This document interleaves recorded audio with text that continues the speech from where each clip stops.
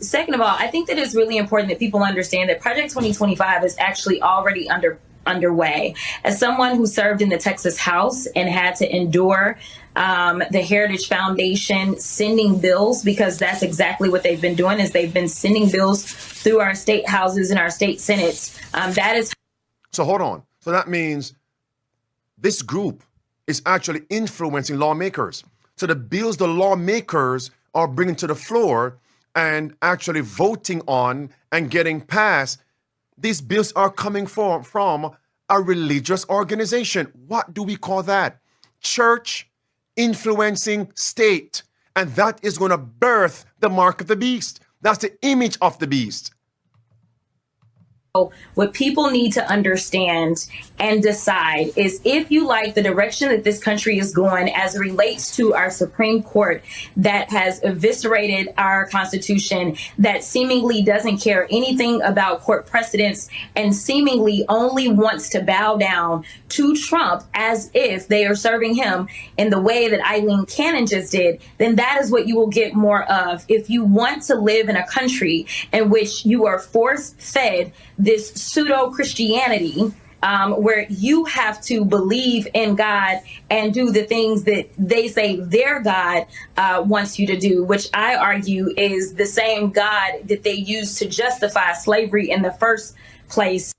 So yes, she has a point that Project 2025, the GOP, the conservatives, and even the so-called Christian nationalists, they want to force the consciences of all Americans to worship God based upon their version of God. She has a point. That is correct. However, we're not going to leave the left off the hook because they also want to force us to become immoral, atheistic, godless, licentious.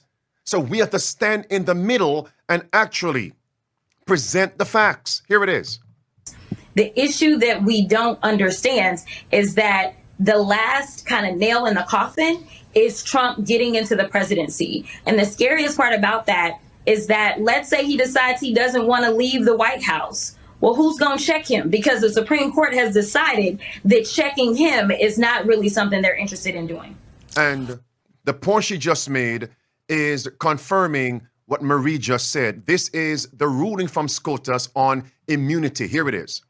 U.S. Supreme Court rules Trump has broad immunity from prosecution. Not only Trump, but any other president. Understand that, okay? And here is Sotomayor. Listen. If the president decides that his rival is a corrupt person and he orders the military or orders someone to assassinate him, is that within his official acts that for which he can get immunity? It would depend on the hypothetical, but we can see that could well be an official act. It could, and why? Because he's doing it for personal reasons. He's not doing it like President Obama is alleged to have done it, to protect the country from a terrorist. He's doing it for personal gain. And isn't that the nature of the allegations here? That he's not doing these acts in furtherance of an official responsibility. He's doing it for personal gain. I agree with that characterization of the indictment, and that confirms immunity, because the characterization is that there's a series of official acts that were done for an unlawful. No, because immunity says even if you did it for personal gain, we won't hold you responsible. How could that be? So, of course, she is left-leaning, and the law goes for any president.